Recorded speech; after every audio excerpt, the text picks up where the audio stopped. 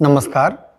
शिक्षा की बात हर शनिवार के इस नए अंक में मैं आप सभी का हार्दिक स्वागत करता हूं, अभिनंदन करता हूं। हम आज 19वें अंक के साथ उपस्थित हैं।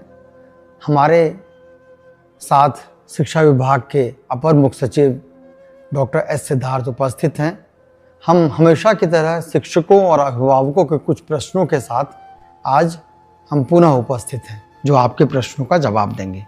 नमस्कार सर, कुछ प्रश्न है। पहला प्रश्न है, मुस्कान है, ये नया गांव उर्दू विद्यालय डुमरी कटसरी की हैं, शिवहर में है। इनका कहना है कि सर, हाल ही में मेरा स्थानांतरण मेरे गृह जिला बेगूसराय में हुआ है। इसके लिए मैं विभाग का हृदय से आभार प्रकट करती हूँ, परंतु मुझे अभी तक विद्यालय अलॉट नहीं हुआ है। सर, विभिन्न शिक्षकों के द्वारा चलाए जा रहे यूट्यूब तथा अन्य चैनलों से जो जानकारी प्राप्त हो रही है, उससे बहुत ज़्यादा विचलित हूँ। कृपया समाधान करें। देखिए, हम लोगों ने जैसे कहा, हम लोगों ने करीब 80,000 ट्रांसफ़र्स करीब हम लोगों ने किए, और 1 से 6 कैटेगरी में जो प्रथम 6 कैटेगरी है उसको हम लोगों ने हम लोगों ने स्कूल अलॉट कर दिया, केवल 34 लोगों को छोड़ के। तो 34 लोग अभी किसी कारणवश गलती से छूट गए, क्योंकि डीओ को अलॉट करना था, डीओ अलॉट कर रहे थे, और स्थानांतरण के दौरान ही कुछ डीओ अपने इनबॉक्स में छोड़ के चले गए। तो करीब 34 ऐसे टीचर हैं जिसको हम लोगों ने खोज के निकाला है और उसको हम लोग अलॉट कर रहे हैं। तो 1 से 6 जो है उसमें सभी ने अपना स्कूल ज्वाइन कर लिया, और इसके 1 से 6 में भी अधिकांश लोगों ने अपने स्कूल ज्वाइन कर लिए जहाँ पे भी अलॉटेड थे। लेकिन कुछ लोगों ने ज्वाइन समय पे नहीं किया।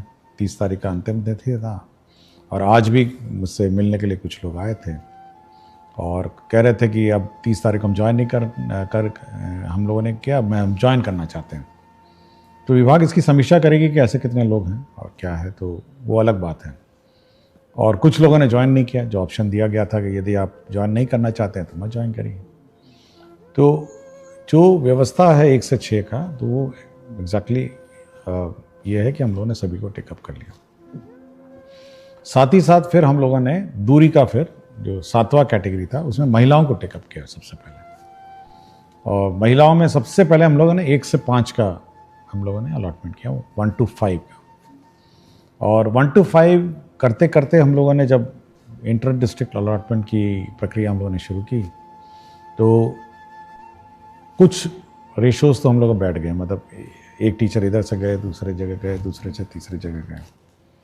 लेकिन उसमें भी करीब कुछ संख्या एक टीचर्स की, कुछ स्कूलों की है जहाँ पे हम लोग को अचानक पता चला कि वहाँ पे स्कूल बंद होने वाले हैं। तो हम लोगों ने उस जिला तो अलॉट कर दिया। हम लोग नहीं चाहते थे कि कुछ को स्कूल अलॉट कर दें और कुछ को जिला भी नहीं अलॉट करें, तो हम लोगों ने जिला अलॉट कर दिया। और हम लोग इस व्यवस्था में मैनेज करने के में है कि कुछ टीचर्स वहाँ जब जाएंगे तब हम लोग उस टीचर्स को रिलीव कर देंगे।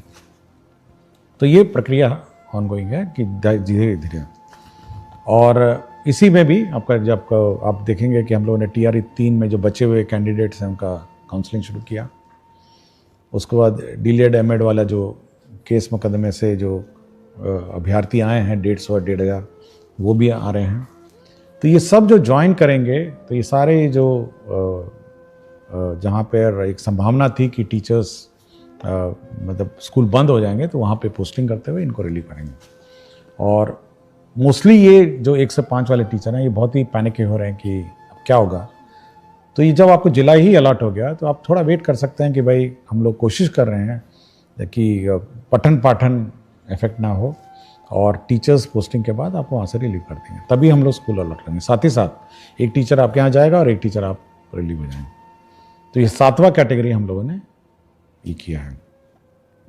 और अब आप पूछेंगे कि 7वां पुरुष का क्या होगा, तो हम लोग ये वर्कआउट कर रहे हैं कि सबसे प्रथम जो लॉट होगा वो लॉट होगा जहाँ पर टीचर्स ज़्यादा हैं। जिन जिलों में वहाँ के पुरुषों को हम लोग जहाँ पे टीचर्स कम हैं उस जिले में शिफ्ट करेंगे। और आपको मैं जानकारी दे दूंगा कि जब 1 से 5 का आज हम लोगों ने PTR देखा, स्टूडेंट टीचर रेशो पूरे राज्य का, तो ऐसे भी जिले हैं जहाँ 13 बच्चों पर एक टीचर है, और ऐसे भी जिले हैं जहाँ 44 बच्चों पर एक टीचर है। मैं जिलों का नाम नहीं लूंगा, लेकिन ये इसको नॉर्मलाइज करना भी एक बड़ा चैलेंज हो गया है। तो हम लोग कोशिश में हैं कि जहाँ पर टीचर्स ज़्यादा हैं और जहाँ पर टीचर्स कम हैं, यदि पुरुषों ने वहाँ के लिए ऑप्ट किया है तो वहाँ पे हम लोग उनकी स्वेच्छा अनुसार वहाँ पे हम लोग ट्रांसफ़र कर देंगे। तो ये पुरुषों का एक्सरसाइज भी हम लोग कर रहे हैं, और फिर धीरे धीरे जो महिलाओं का भी इशू रह जाएगा, जो मतलब बाकी पुरुषों का रह जाएगा, तो ये इस पर निर्भरता रहेगी कि कहाँ पे टीचर्स कम हैं और कहाँ पे टीचर्स ज़्यादा हैं, उसके आधार पर उसको हम लोग टेकअप करेंगे। तो पुरुषों को हम लोगों ने नहीं छोड़ा, पुरुषों पर भी हम लोग एक्सरसाइज कर रहे हैं, और बीच बीच में यूट्यूब और फेसबुक और सोशल मीडिया अचानक पैनिक टीचरों में क्रिएट कर देते हैं कि लगता है अब ट्रांसफ़र रुक जाएगा। देखिए, हम लोग कंटिन्यूसली इस पर काम करते रहते हैं, और मेरी टीम है, मेरे ऑफिसर्स हैं, कंटिन्यूसली सबको एक काम दिया है।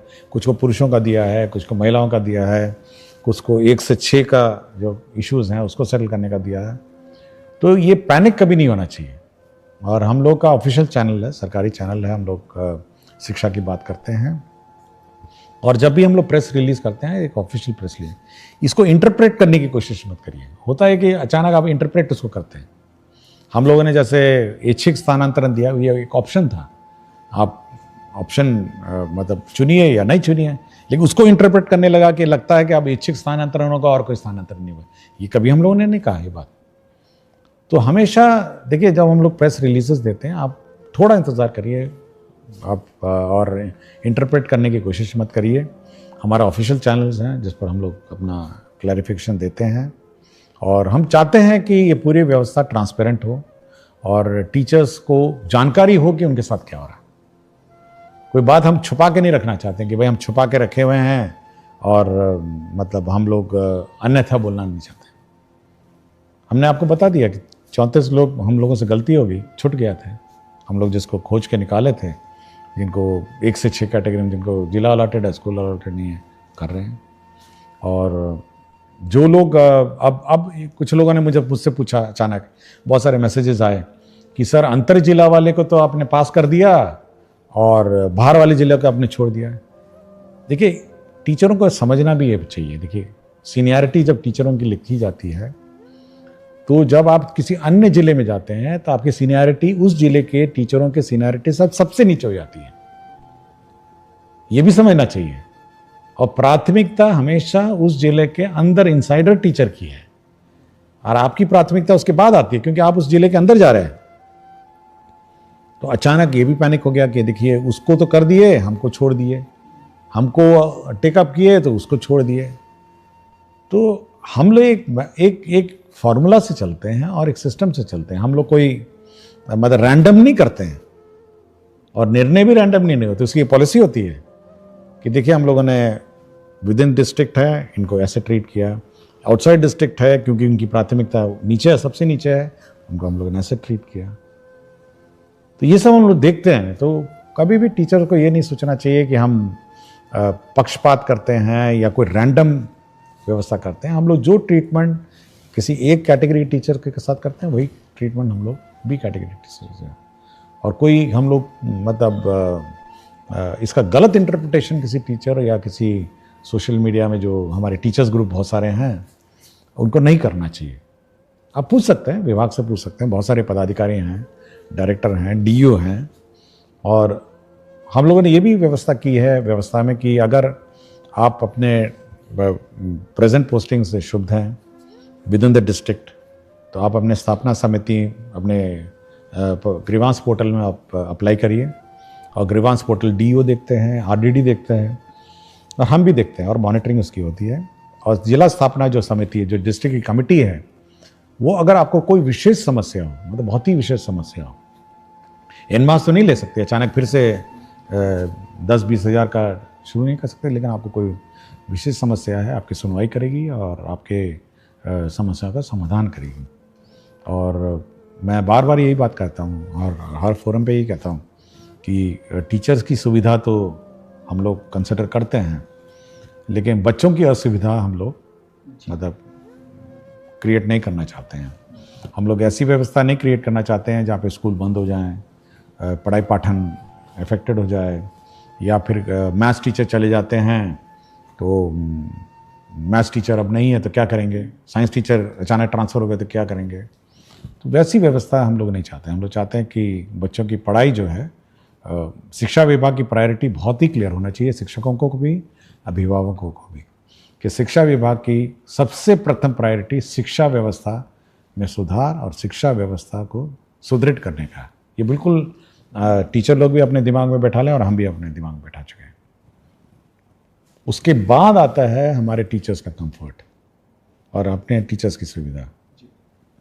ये ऊपर ओवरराइड नहीं कर सकता है कि हम अचानक टीचरों को रिलीव कर दें और स्कूल बंद कर दें। नो, ये हम लोग नहीं कर सकते। शिक्षा व्यवस्था, सरकार 22% बजट इसलिए देती है कि हमारे बच्चे पढ़ें, हमारे बच्चों को अच्छी पढ़ाई हो, और इसीलिए सरकार ने बहाल किया है विभिन्न स्कूलों के लिए टीचर्स की पढ़ाई सुचारू रूप से चले।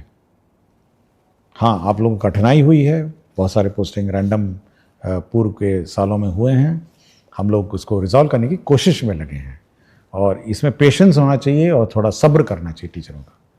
अगर किसी का कोई इशू है तो उसकी सुनवाई होगी और उसका रिजॉल्व होगा, लेकिन अचानक पैनिक नहीं होना चाहिए कि अचानक कोई अब नहीं, ये नहीं होगा, वो नहीं होगा। ये थोड़ा पैनिक टीचरों में नहीं होना चाहिए। आपको अपने पठन पाठन में ध्यान दीजिए और धीरे धीरे आपकी एक एक बात की सुनवाई होगी।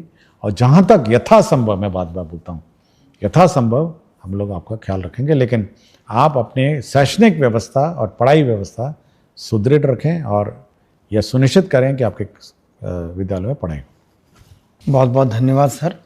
मैडम मुस्कान के माध्यम से ही, सवाल के माध्यम से ही आपने बहुत विस्तार से बताया है और मुझे लगता है कि बाकी शिक्षकों के लिए भी ये बहुत लाभप्रद है। सर, दूसरा प्रश्न है, प्रिंस तिवारी हैं, वैशाली जिला के पातेपुर ब्लॉक के, ये संस्कृत के अध्यापक हैं। इनका कहना है कि संस्कृत में मैं बच्चों को आगे बढ़ता देखना चाहता हूँ, पर उन्हें लगता है कि संस्कृत से उनका कुछ नहीं होगा, जबकि संस्कृत के पाठ्यक्रम में वेद मंत्र, वैदिक साहित्य और वेदांत हैं।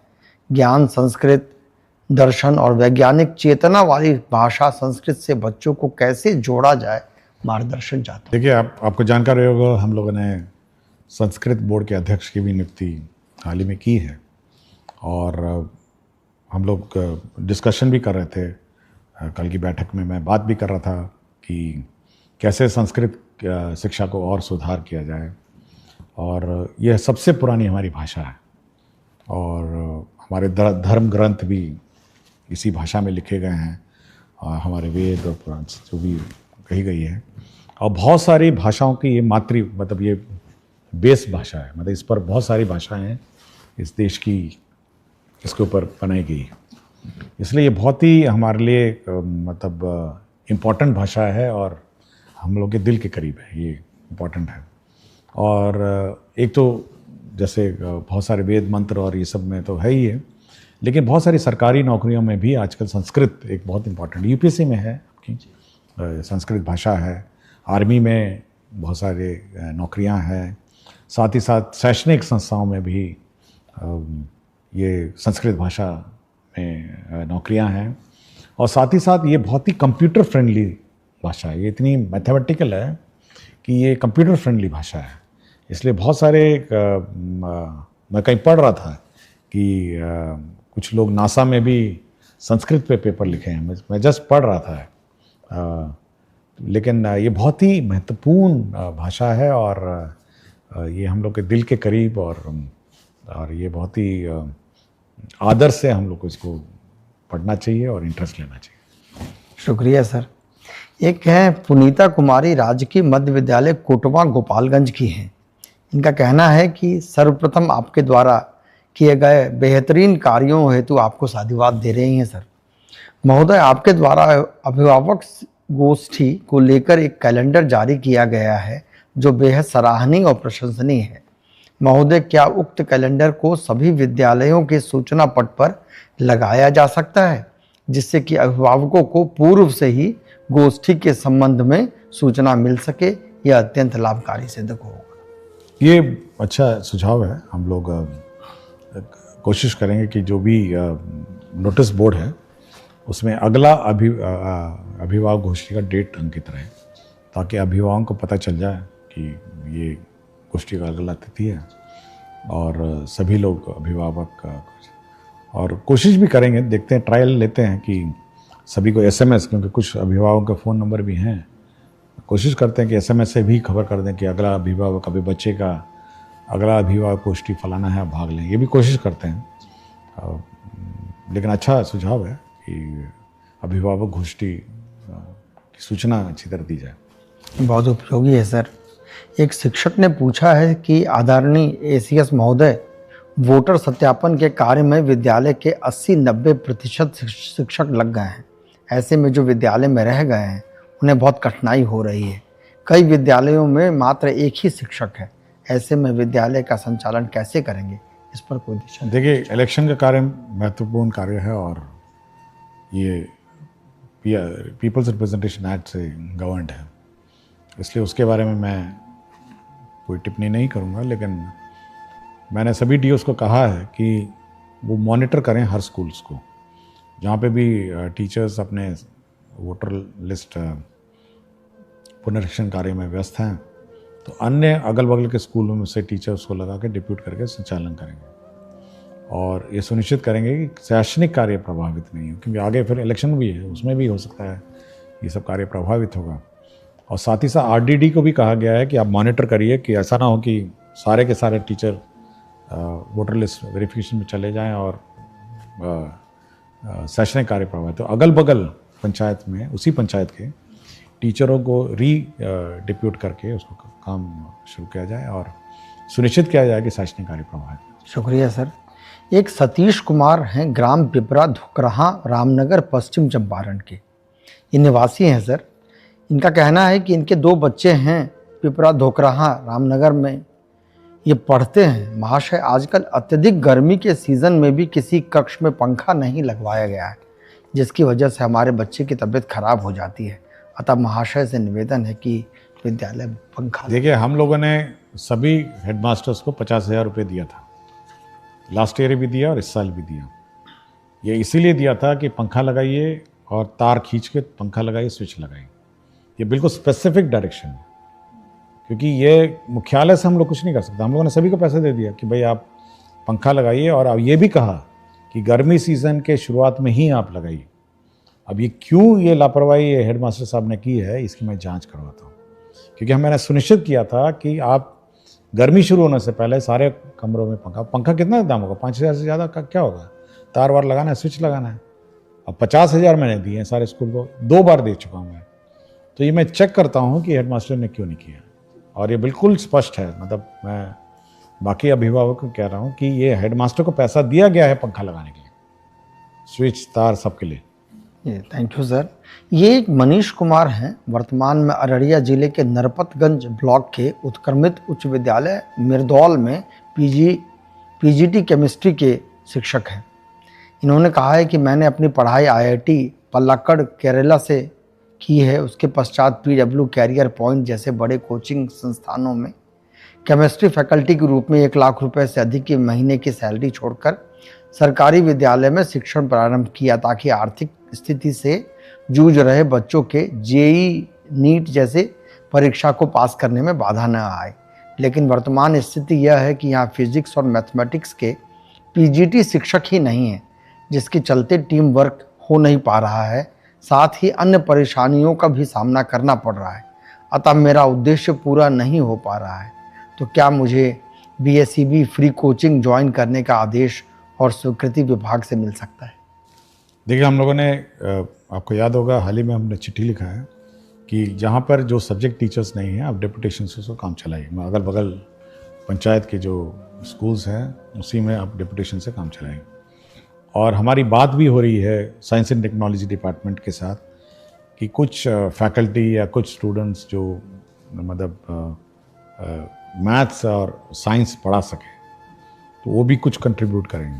तो ये 2 स्ट्रीम है जो हम लोग कर रहे हैं, और कोशिश करेंगे कि ये जो टीचर्स की कमी है ये पूरी हो जाए, और अगला जो रिक्रूटमेंट है उसमें हम विशेषकर ये जो स्पेसिफिक सब्जेक्ट वैकेंसीज हैं इस पर ज़्यादा ध्यान देंगे।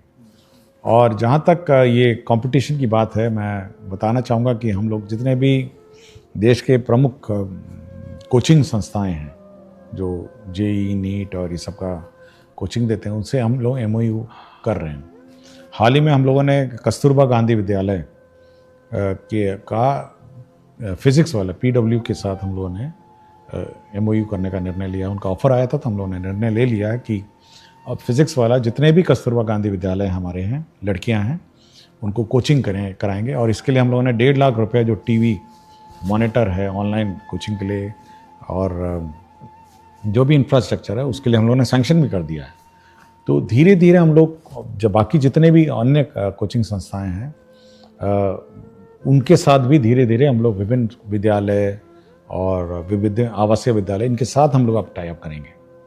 तो कंपटीशन तो राज्य सरकार चाहती है कि हमारे बच्चे कंपटीशन की तैयारी करें और ये अच्छी बात है। इस प्रकार के जो टीचर हैं, मैं तो हैरान था कि IIT कोझिकोड से हैं ना, पलाक्कड़ से हैं।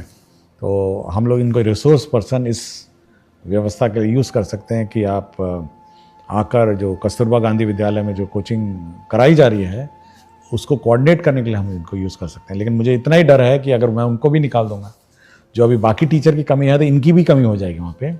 तो कुछ व्यवस्था करते हैं, आई विल ट्राई कि वहाँ टीचर किसी अन्य स्कूलों से डिप्यूट करें और इनको हम ज़रूर रिसोर्स पर्सन के रूप में यूज़ करेंगे। बहुत बहुत शुक्रिया सर। ये मुझे निश्चित है कि KGBB की लड़कियाँ बहुत खुश हों। हाँ, हम चाहते हैं कि वो बहुत सबसे गरीब परिवार की आती हैं, कस्तूरबा गांधी विद्यालय हॉस्टल में रहती हैं, तो कम से कम एक कोचिंग का जो एक्सपोजर है या ट्रेनिंग है कम से कम वो मिल सकेगा हमको। शुक्रिया सर। एक नताशा है, विशिष्ट शिक्षिका हैं। इनका प्रश्न है कि ग्रीष्मावकाश के बाद विद्यालय खुलने के दिन अगर कोई बीमार है या किसी इमरजेंसी में बाहर फंस गया है तो क्या विशेषावकाश या आकस्मिक अवकाश का उपयोग कर सकता है? देखिए, अवकाश के बारे में डिटेल गाइडलाइन है और अगर कोई ऐसी परिस्थिति में तो अवकाश तो मिल ही जाना चाहिए। हमको नहीं लगता कोई अवकाश मिलने में कोई प्रॉब्लम। ये प्रश्न है गोपाल कुमार बेलसन सीतामढ़ी के हैं। सर, इनका कहना है कि आपके नेतृत्व का मैं प्रशंसक हूं और महोदय, उच्च माध्यमिक विद्यालय में इस सत्र से त्रैमासिक परीक्षा होनी है। पूर्व में यह मासिक था। निर्धारित सिलेबस जिसे त्रैमासिक परीक्षा, अर्धवार्षिक एवं वार्षिक परीक्षा में प्रश्न पूछे जाएंगे, उक्त में हमेशा कन्फ्यूजन की स्थिति बनी रहती है। कृपया आधिकारिक सिलेबस माहवार उपलब्ध कराया जाए। ये हम लोग परीक्षा जब त्रैमासिक होगी तो उस पर्टिकुलर सिलेबस को हम लोग वो भी डिक्लेयर करेंगे कि इस सिलेबस से त्रैमासिक होगी। तो ये CRT आपको कम्युनिकेट करेगा कि इस सिलेबस से आपकी परीक्षा होगी। ऐसा नहीं हो कि डेट निर्धारित है लेकिन सिलेबस निर्धारित, ये स्पेसिफिक हम लोग निर्धारित। बहुत यूजफुल है सर। एक शिक्षक पूछ रहे हैं कि विभाग से लेकर विद्यालय तक सूचनाओं का सही तरीके से प्रसार नहीं होने पाने के कारण कई बार विद्यालय स्तर पर कार्य बाधित होता है। सर, क्या विभाग कोई ऐसा तरीका ढूंढ रहा है जिससे सूचना एक जैसा सभी विद्यालय तक पहुंचे और सही काम हो सके? देखिए, हम लोगों ने सभी विद्यालयों में टैबलेट भेजा है और बहुत सारे विद्यालयों में पहुंच भी गया है। मेरे ख्याल से 3-4 दिन में और भी पहुंच जाएगा। देखिए, ये बहुत विशेष प्रकार का टैबलेट है। ये नॉर्मल जो हम लोग यूज़ करते हैं उससे हल्का सा भिन्न है। वो इसलिए भिन्न है कि इसमें वही सॉफ्टवेयर लोड हो सकता है जो मुख्यालय से आपको निर्देशित होगा, अन्यथा वो सॉफ्टवेयर अपने डिलीट हो जाएगा। पहले तो ये है। दूसरा है, ये हमारे सेंट्रल सर्वर से लिंक्ड है। जो टैबलेट है ये बिल्कुल हमारे सेंट्रल जो मैसेजिंग सिस्टम है उससे लिंक्ड है और मुख्यालय से जैसे ही हम इसमें पत्र डालेंगे वो आपके टैबलेट में नजर आ जाएगा। या मुख्यालय से हम कोई भी सूचना देंगे तो हर स्कूल में अपने आप पहुंच जाएगा। ये DO से, फिर DO से BO, BO से टीचर, या फिर सोशल मीडिया के माध्यम से बिल्कुल, मतलब वो बंद कर दिए। हम अगर कहेंगे कि ये टीचर का पत्र है और अभी तुरंत जाना है तो सारे स्कूल के टैबलेट में पहुंच जाएगा। तो अब वो व्यवस्था हो गई है कि हम लोग बिल्कुल मैसेजिंग सिस्टम जो है बिल्कुल कनेक्टेड हो गई है। मतलब हम लोग यहाँ से भेजेंगे और वो वहाँ के टैबलेट में आ जाएगा। और साथ ही साथ उल्टा भी है, हम लोग अगर टैबलेट से कोई सूचना निकालना चाहेंगे तो ऑटोमेटिकली पुल व्यवस्था भी है कि हम उस टैबलेट को एक्सेस कर सकते हैं और वहाँ से हम लोग सूचना प्राप्त कर सकते हैं। तो ये 2 वे कम्युनिकेशन है, वो टैबलेट है और बहुत महत्वपूर्ण डिवाइस है। ऐसा नहीं है कि वो कोई नॉर्मल मोबाइल फ़ोन की तरह की, ये कम्युनिकेशन डिवाइस है और ये लिंक करता है हमारे मुख्यालय के सेंट्रल सर्वर को, डीओ को, बीओ को और टीचर को। तो इसलिए बहुत ही महत्वपूर्ण ये इंटरवेंशन है। मुझे लगता है सर कि इसके बाद का सवाल के जवाब आपने ऑलरेडी दे दिया है।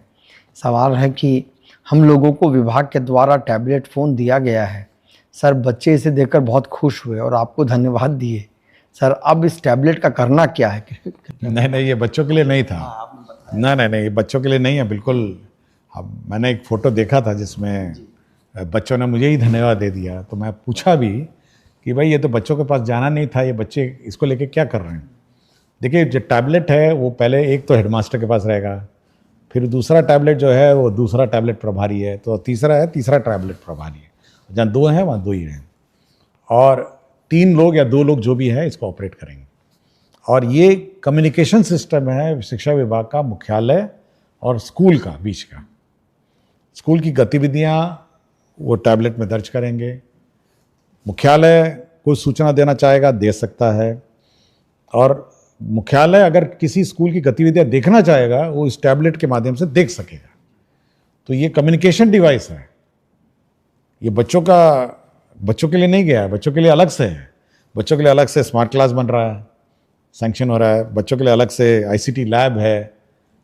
मैं चाहता हूं कि वो लोग उसमें ज़्यादा ध्यान दें, ये टैबलेट लेकर नहीं घूमें। और टैबलेट हमारे जो शिक्षकगण हैं वो कम्युनिकेशन के रूप में इसको यूज़ करें। और क्या पढ़ाना है, क्या कोर्स है, क्या सिलेबस है, क्या क्वेश्चन पेपर है, वो भी इसी में आना है। प्रश्न पत्र जो है वो भी इसी में आना है। और क्या कोर्स आप पढ़ाए हैं ये भी इसी में आना है। कितने बच्चे उपस्थित हैं ये भी आना है। तो ये बहुत महत्वपूर्ण डिवाइस है। ये इसको मतलब ये होलिस्टिक मॉनिटरिंग सिस्टम है विद्यालयों का। आपका बहुत बहुत शुक्रिया सर। मैं सभी देखने और सुनने वालों का धन्यवाद कहता हूं और अगले अंक में फिर हम पुनः कुछ प्रश्नों के साथ उपस्थित होंगे। तब तक के लिए धन्यवाद। नमस्कार।